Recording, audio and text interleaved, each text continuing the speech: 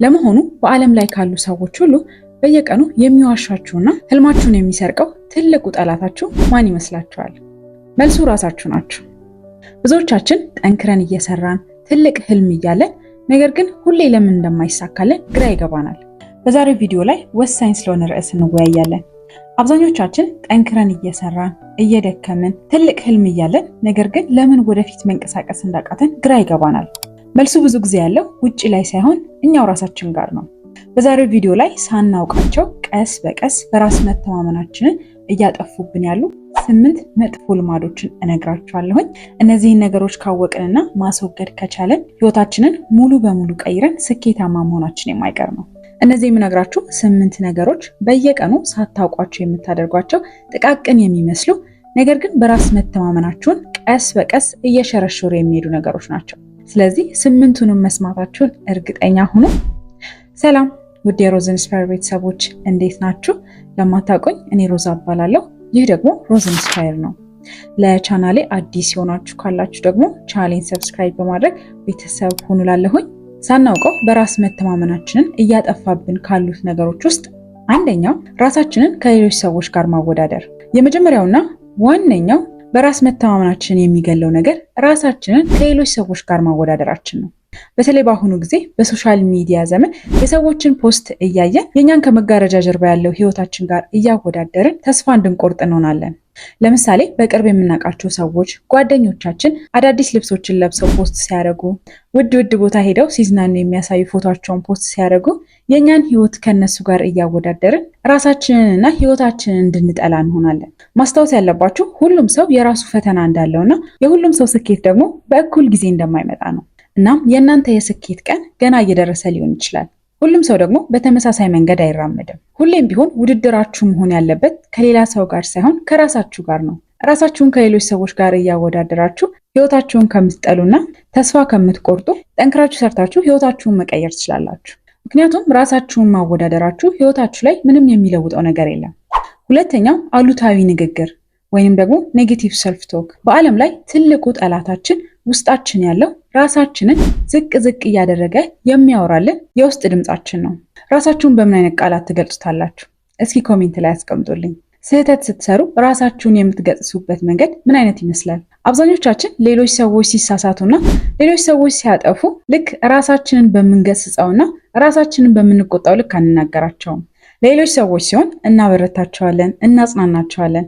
ነገር ግን ልክ ለራሳችን ሲሆን ራሳችን ላይ ጨካኝ እንሆናለን። አንድ ፈተና ወይንም ስራ ሳይሳካልን ሲቀር ለራሳችን አይ እኔ እኮ ደደብ ነኝ፣ እኔ እኮ አልችልም እንላለን። ነገር ግን ይህ ነገር ሌላ ሰው ላይ ተከስቶ ቢሆን በተቃራኒው ነበር የሚሆነው። አይ ይሄ ቀን ያልፋል፣ አይዞህ በርታ፣ ጠንከር በል እንላለን። ለምንድን ነው ለራሳችን እንደዚህ መሆን ማንችለው? ሁሌም ቢሆን ትንሽ ስህተት ስንሰራ ራሳችንን ለመውቀስ እንፈጥናለን። በራስ መተማመናችን እንዲጨምርና ስኬታማ መሆን የምንፈልግ ከሆነ ይህንን አሉታዊ የራስ ንግግር በአዎንታዊ መቀየር መቻል አለብን። አልተሳካም ማለት አትችሉም ማለት አይደለም። ስለዚህ ለራሳችሁ በተሳሳታችሁ ሰዓት ላይ አልተሳካም ማለት ተሳስቻለሁ ማለት የዓለም መጨረሻ አይደለም፣ ቀጥሎ አይሳካልኝም ማለት አይደለም፣ አሻሽላለሁ፣ አስተካክላለሁ ማለትን እንልመድ። ሶስተኛ ፍጹምነትን መፈለግ። ሁሉም ነገር 100% ካልተስተካከለ ስራ አልጀምርም ማለት በራስ መተማመንና ስኬትን ያጠፋል። ነገሮች ላይ ፍጹምነትን መጠበቅና ጥሩ የሚባለውን ቀን መጠበቅ ያንን ነገር እንዳናደርግ ያግደናል። እናም ሁሌም ነገሮችን ለነገ እንድናሳድርና ያ ነገር ሳይሰራ እንዲቀር ያደርጋል። ለምሳሌ አዲስ ዩቲዩብ ቻናል መጀመር ፈልጋችሁ ነገር ግን ቆይ ካሜራ ሲኖረኝ፣ ቆይ ማይክ እስክገዛ፣ ቆይ ሪንግ ላይት እስክገዛ እያላችሁ ጥሩ የሚባለውን ቀን እየጠበቃችሁ ከሆነ ያ ጥሩ የሚባለው ቀን መቼም አይመጣም። ምክንያቱም እኔም በዛ መንገድ አልፌያለሁ። ጥሩ የሚባለውን ቀን ስጠብቅ ለብዙ ጊዜ ዩቲዩብ ሳልጀምር ቆይቻለሁ። ትክክለኛውን ጊዜ እየጠበቁ ነገሮችን ለነገ ማሳደር ያን ነገር መቼም እንዳንሰራው ያደርገናል። ስለዚህ ሁሌም ቢሆን ባለን ነገር መነሳትን እንልመድ። ምርጥ ሆኖ መጀመር አይቻልም፣ ነገር ግን ጀምሮ ምርጥ መሆን ይቻላል። ስህተት መስራት ደግሞ የመማር አንድ አካል ነው። ስለዚህ ለመሳሳት አንፍራ፣ ለመጀመርም አንፍራ። አራተኛ በአሉታዊ ሰዎች መከበብ። በዙሪያችን ያሉ 5 የቅርብ ሰዎች የኛን ማንነት ይወስናሉ ይባላል። በዙሪያችሁ ያሉ ሰዎች ሁልጊዜም የእናንተን ጉለት የሚፈልጉና እንከን የሚያወጡላችሁ ከሆነ ሳታስቡት ቀስ በቀስ በራስ መተማመናችሁን እየሸረሸሩባችሁ ይሄዳሉ። እናም ራሳችሁን እንድትጠራጠሩና ራሳችሁን እንድትጠሉ ያደርጓቸዋል። ለምሳሌ አዲስ የስራ ሀሳብ ሲመጣላችሁ አይ ይሄም አይሆንም፣ አይሳካላችሁም፣ ዝም ብላችሁ አትድከሙ የሚሉ ጓደኞች በዙሪያችሁ ካሉ በራስ የመተማመን ስሜታችሁ ቀስ በቀስ እየጠፋ ይሄድና ያንን ነገር ከመጀመር ትቆጠባላችሁ፣ ከስኬት መንገዳችሁ ትስተጓጎላላችሁ። ስለዚህ በዙሪያችሁ እንደዚህ አይነት ሰዎች ካሉ ለመራቅ አትፍሩ። በዙሪያችሁ ያሉ ሰዎችንና ጓደኛ ስትመርጡ ጉልበት የሚሰጧችሁ፣ የሚያበረቷችሁ፣ ከእናንተ ዓላማ ጋር አብረው የሚሄዱ መሆን አለባቸው። አምስተኛ ካለፈው ስህተታችሁ አለመውጣት። ያለፈው ስህተታችሁ አንድ ያልፏል። ካለፈው ስህተታችሁ አለመውጣትና ከዛ ነገር አለመማር ሁሌም ያንን ነገር እያብሰለሰሉ መኖር ወደፊት የሚመጣውን ብርሃናችሁን ይጋርድባችኋል። ለምሳሌ ከዓመታት በፊት ያደረጋችሁትን መጥፎ ውሳኔና የተሳሳተ ውሳኔ እያሰባችሁ ዛሬም ድረስ በጸጸትና በቁጭት የምትኖሩ ከሆነ በራሳችሁ ተማምናችሁ አዲስ ነገር እንዳትጀምሩና ስኬታማ እንዳትሆኑ ያግዳችኋል። እናም ትላንትናችሁን እያብሰለሰላችሁ ትላንት ላይ ታስራችሁ እንድትቀሩ ያደርጋችኋል። ይህ ነገር ሁልጊዜም ስህተት እሰራለሁ ብላችሁ እንድታስቡና ነገሮችን ከመሞከር እንድትቆጠቡና ፈሪ እንድትሆኑ ያደርጋቸዋል።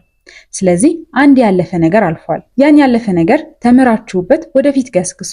ያለፈው ታሪካችሁ መማሪያ እንጂ መቀመጫ እስር ቤት መሆን የለበትም። ስድስተኛ ሁሉንም ሰው ለማስደሰት መሞከር። ሁሉንም ሰው ለማስደሰት የምትሞክሩ ከሆነ መጨረሻ ላይ ለራሳችሁ መጥፎ ትሆናላችሁ። እናም ደግሞ ሁሉንም ሰው ማስደሰት አይቻልም። ምክንያቱም ሁሉም ሰው የሚደሰትበት መንገድ የተለያየ ስለሆነ ለሁሉም ሰው እሺ ማለትና የራሳችሁን ፍላጎት ትታችሁ የሌሎችን ፍላጎት ብቻ የምታራምዱ ከሆነ ይህ ነገር ለራሳችሁ ያላችሁን ንቀትና በራስ መተማመን እንደሌላችሁ ያሳያል። አብዛኛውን ጊዜ ለሰዎች ጥሩ ስንሆንና ሁሌም እሺ ስንላቸው ሰዎች የሚወዱንና በእኛ የሚደሰቱ ይመስለናል። ነገር ግን ሁሉን ነገር እሺ የምንል ከሆነ በሰዎች ዘንድ እንድንናቅና በራስ መተማመን እንደሌለ እንድንቆጠር ያደርገናል።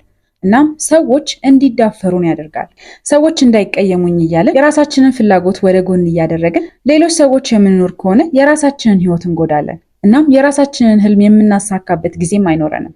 ለራሳችሁ አስቸኳይ የምትሰሩት ስራ ኖሮባችሁ ነገር ግን የሆነ ሰው ይህን አድርግልኝ ሲላችሁ እንዳይቀየማችሁ ብላችሁ እሺ ከምትሉ አይ ማለትን ተለማመዱ።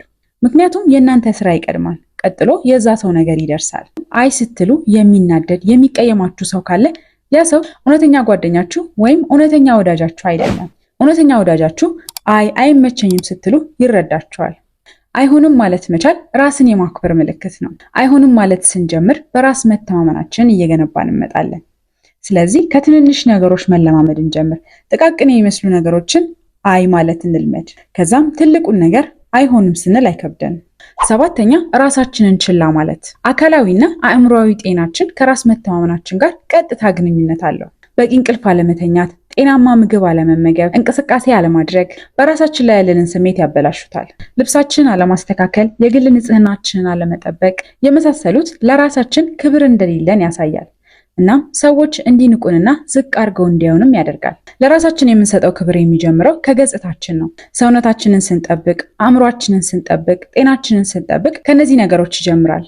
ስምንተኛ እርምጃ ለመውሰድ መፍራት ወይንም ለመወሰን መቸገር። በራስ መተማመን የሚመጣው ዝም ብሎ በማሰብ ሳይሆን እርምጃ በመውሰድና ወደ ድርጊት በመግባት ነው። ይህንን ቪዲዮ ካያችሁ በኋላ በራስ መተማመናችሁን እየሸረሸሩ ያሉትን ነገሮች ታውቃላችሁ።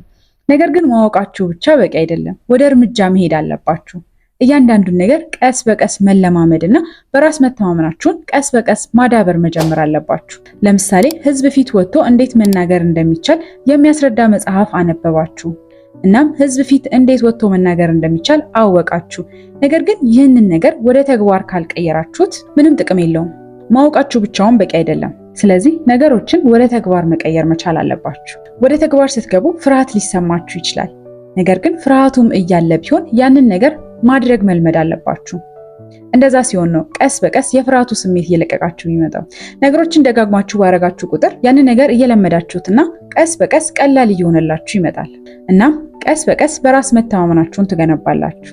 ስለዚህ ነገሮች ላይ እርምጃ ለመውሰድ አትፍሩ። በራስ መተማመን በአንድ ጀንበር የሚመጣ ነገር አይደለም። በየቀኑ የምናደርጋቸው የጥቃቅን ነገሮች ድምር ውጤት ነው። እስኪ ከነዚህ ከነገርኳችሁ 8 ነገሮች ውስጥ እናንተ የከበዳችሁና የተቸገራችሁበት የትኛው ነው?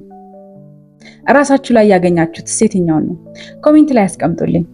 የዛሬው ቪዲዮ ይህን ይመስል ነበረ። እስከ መጨረሻው ድረስ አብራችሁኝ ስለነበራችሁ ከልብ አመሰግናለሁኝ። ቪዲዮ ከተመቻችሁ ላይክ እንዲሁም ለጓደኞቻችሁ ሼር አድርጉልኝ። ለዩቲዩብ ቻናሌ አዲስ የሆናችሁ ካላችሁ ደግሞ ቻናሌን ሰብስክራይብ በማድረግ ቤተሰብ ሁኑ ላለሁኝ። በሌላ ቆንጆ ቪዲዮ እስከማገኛችሁ ድረስ ቻው።